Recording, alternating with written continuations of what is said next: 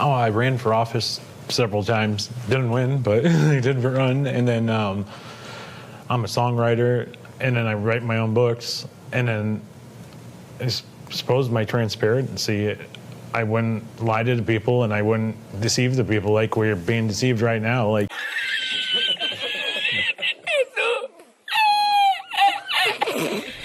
So let's check in on the Democrats' current attempt to replace Graham Plattner and find a new Senate candidate over in Maine because, dear gosh, is all I have to say. We did speculate this would be a problem for Democrats, that they cannot find a single normal person to represent them. But if I were being honest, even I did not think it would go to this point, where tonight they had their debate, right? The candidate forum, they're all debating each other. And I kid you not, I don't even know how to describe this thing. It was like a fever dream. It was almost like AI or something. It was as if we watched a right-wing parody of what libtards are all materialize themselves on stage. Like, there's just a couple of characters here. They all look like they crawled out of Comic-Con or something. None of them are normal or socially adjusted. It's like, what the heck is actually going on here? It was a fever dream. Like, what are we actually watching here? But that was actually the Maine Senate debate. And you look at this, and maybe it makes perfect sense how Graham Plattner managed to cruise basically uncontested to election, because despite his major personal baggage, the fact that just like in terms of personality and demeanor, he was a relatively normal person, apparently cleared the rest of the field, because the rest of the field is like an actual literal freak show. It is like an 1890s circus. Hey, look, we got the rotating midget or something. Like, that's actually what this was, okay? And you're gonna think I'm exaggerating. You're gonna think I'm like playing around or something. I'm not. You are about to see. This is the Democrat current plan, the chain of succession for replacement, and God help us all. I mean, what else do we have to say? Let's talk about it. First, though, do us a favor. If you enjoy our content, make sure you hit that like button down below. Subscribe to the channel if you are new. That is the best way to support our work, and it also ensures that you can stay up to date with all of the latest news and coverage. And that said, the evidence we may have, why we've been speculating that, hey, the Graham Plattner candidate switch thing might not work out for them in the end, is, of course, because who's going to replace? I mean, it's a small state, first of all. The Democrat field is weak. The guy destroyed everybody else in the Democrat field. Well, let's take a look. All right, let's introduce you to the new candidates Democrats are apparently fishing for here to replace Graham Plattner. And we start by introducing you to a guy, a U.S. Democrat Senate candidate by the name of Ashley Webb. And you might be sitting there and saying, what, huh? Yeah, so if you didn't pick up on it, he is a transformer here, okay? We're talking full-on Autobot. But basically, to give you an idea of who I'm going to crown the front runner, okay? This is the leading Democrat candidate for me. This is my favorite to win the nomination, frankly. And well, the clip speaks for itself. Just take a listen. What qualifications do you have to serve in the U.S. Senate? Oh, I ran for office several times. Didn't win, but I did run. And then I'm a songwriter, and then I write my own books. And then I suppose my transparency, I wouldn't lie to the people, and I wouldn't deceive the people like we're being deceived right now. Like, we get lied to, smoke and mirrors, like what's going on with ICE, pretending like these victims did something wrong. Like, that's unacceptable. And I suppose the biggest thing is, like, I'm just an angry citizen now, and if I got elected, I'd be an angry senator, and I think that would probably be their worst nightmare. David Costello. Okay, do you see that I wasn't joking? I wasn't like exaggerating or trying to clickbait. This was actually the debate, okay? So, again, it's like, this is a parody of, libtards are a parody of themselves, okay? This is some stuff we would do in a right-wing comedy sketch or whatever. So we have like Megatron over here, and they ask him, what are your qualifications to run? It just like towering over everybody else on the stage here. and seems to have some type of like social adjustment issue or whatever. Oh, okay, we're not here to make fun of that, to be clear, but okay, so that's the whole thing. And then somehow this person is prominent enough to qualify to be on the debate stage. Did they just accept anybody? Hey, who wants to run for Senate or something? I don't know. But then they ask him, what are your qualifications to be the next senator? And he literally responds with what? He's a songwriter and he's an author. Songs about what exactly? I don't know. But that was literally what he said. It's like, of course, the Transformer also is the one that says that. It's like, again, how is this real? Like, what the heck is going on? And Democrats of Maine, like, jokes aside, as much as I want Ashley Webb to be the candidate, clearly we understand that's highly unlikely, okay? Highly improbable. But I'm rooting for him. This person honestly should represent the Democrats. I mean, you think about, like, what is the archetype Democrat? What do Democrats stand for? It's that character right here, okay? And if you disagree, you're transphobic, you're homophobic, you're ableist, you're all of those things, okay? But still, regardless, apparently, like, he is within the top 4 of the threshold of what you might need for a candidate. What does that say about the other candidates?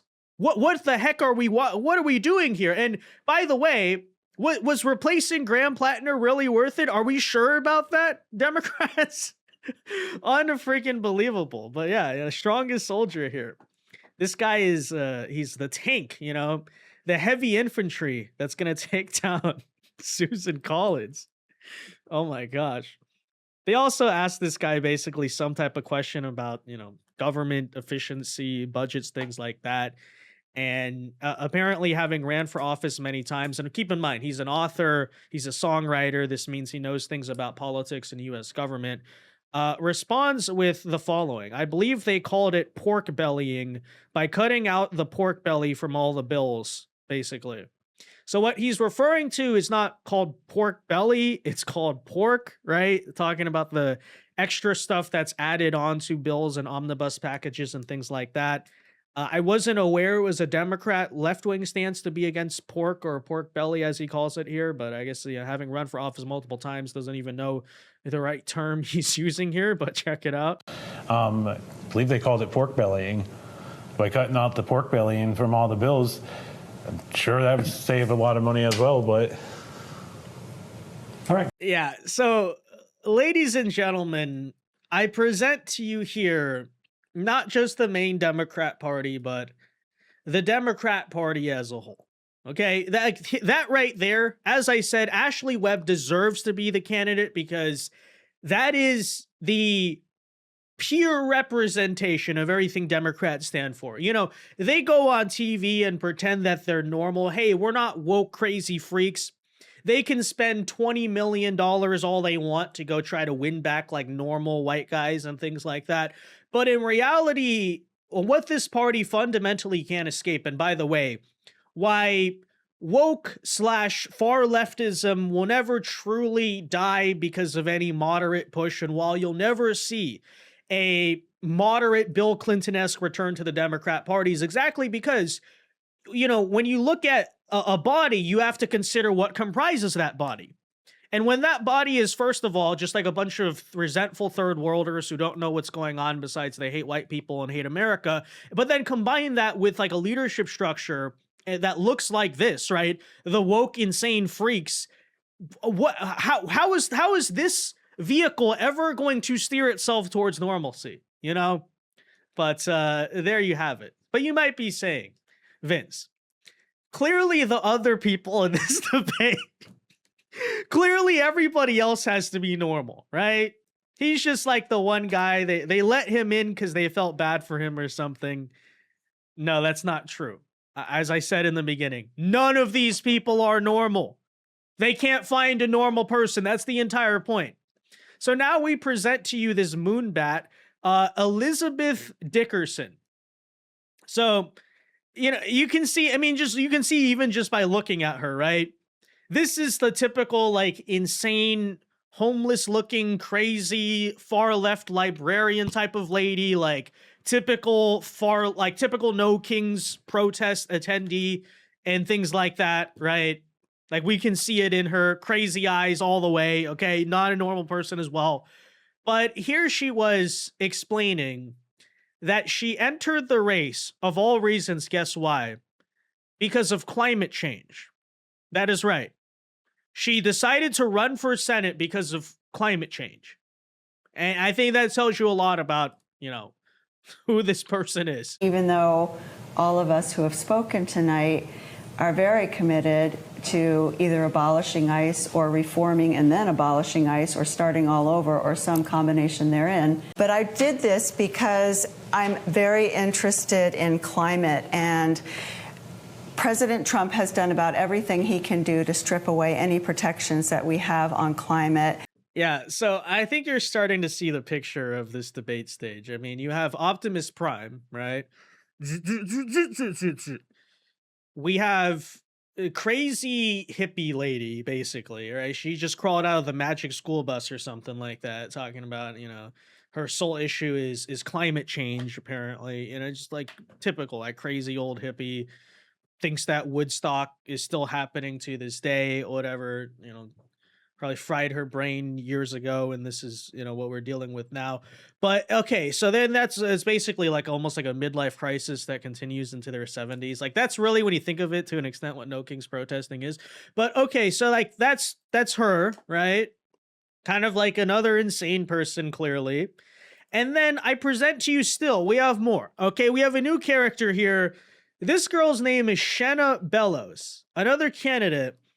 And I don't know how to describe this one. It's like, you can tell she was probably like a theater kid, but not a very successful one, but like a theater kid when she was younger, and might have tried a career in HR, and now she's running for Senate as a Democrat. But the thing is, like, once she gets past her little pre-rehearsed performance, like ChatGPT script, she also repeatedly has no idea what she's talking about. Like consistently throughout, and you'll see, like, she talks like this, and she's like super freaking like girl bossy and theater kitty, and like very just like cringe, right?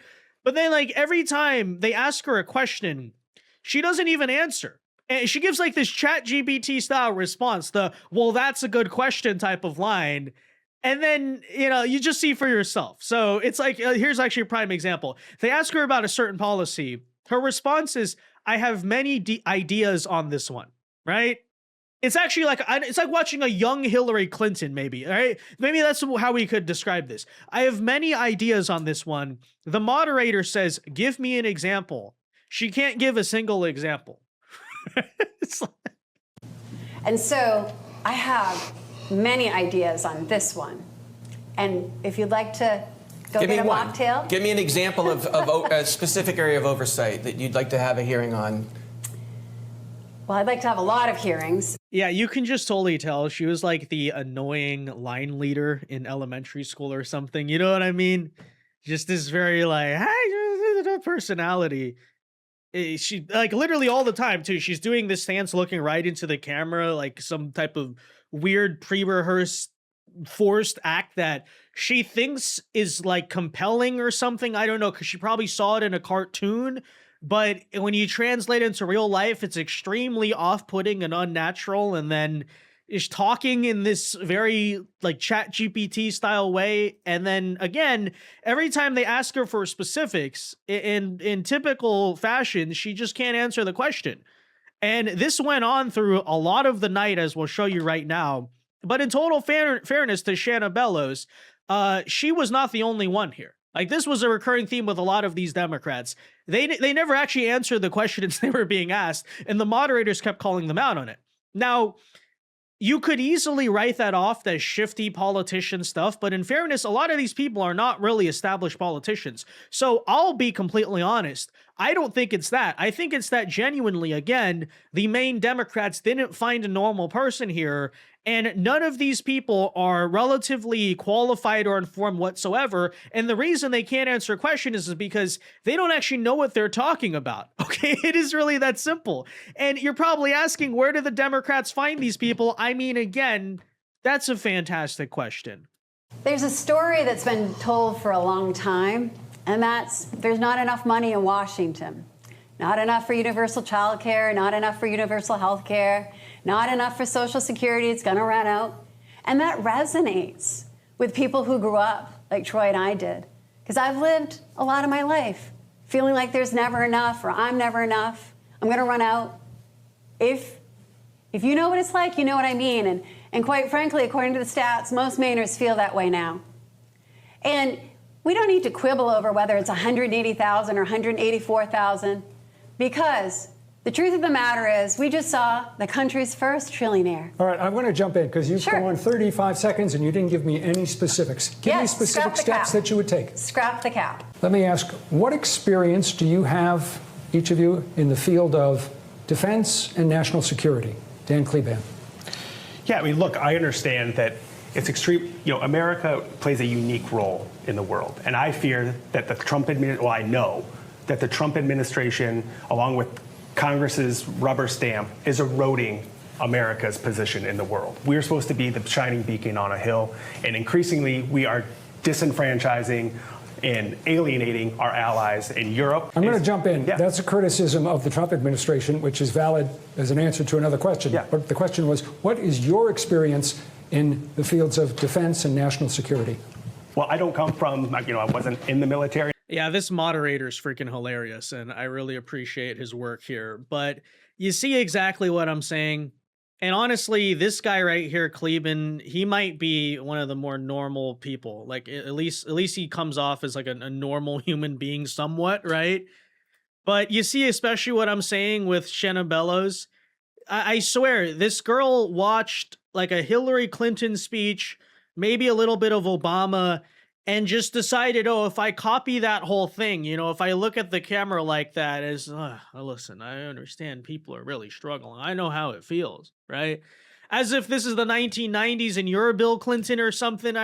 But you see what I'm saying, right? This amalgamation of like famous Democrat politicians. She's trying to be the actor, the theater kid that she is. She wants to copy it, but she's not even a good actor because what the heck is this? It's just weird, right? It's just utterly bizarre. Who is this person? What is going on? And I love the interjection. It's hilarious. You've gone on 45 seconds. You haven't answered the question. You haven't given a single detail. Brilliant. Okay, shout out to the moderator. That is so funny.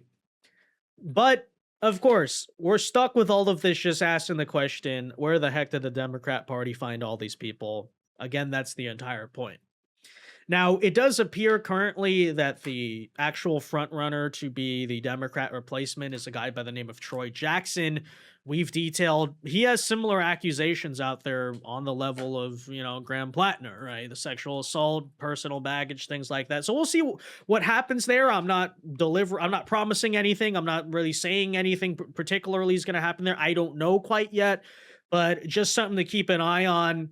Also, a lot of these kind of like Democrat talking heads have made it clear they don't want to let just like Graham Plattner's free endorsement be able to decide the replacement nomination or whatever. So I don't know. I don't know who's going to be the candidate. That all comes down to the convention. But yeah, I just highly encourage all of the Maine Democrats, again, guys, if you want someone who really represents your party and what they stand for, then I think Ashley Webb, Shenna Bellows, these are your kind of people. So just make strong consideration, right? Did you listen to, Optimus Prime's qualification list, his resume? I mean, it was phenomenal. How could you argue against that, right? And hey, Democrats are supposed to be relatable. They're supposed to represent the working class. I mean, at least he can say he's working class, because I doubt he exactly makes a lot of money doing what he's doing, right? So there you go. This is your working class Democrat candidate, guys. There you go, right? So anyways, though, just glad I'm not on this team, okay? And if you're watching this and thinking, am I on the right side? All right, well, there's the other side. Don't forget, by the way, ever who's on the other side, okay? Before you want to lose your mind or say that, oh, well, again, this whole stupid talking point we constantly address, that Republicans and Democrats are no different from each other. They're the exact same. Really? Really? These people are the exact same as Susan Collins. I'm not saying Susan Collins is incredible or anything, but she's also, guys, fairly solid Republican senator, right? She votes with the party line. She does what she has to do for us, basically every single time where it counts. Coming from a blue state. This is like a D+10 state in every other circumstance, but then there you have Susan Collins. And so, you know, say what you will about her, but then contrast that. All right, contrast that with these people, okay?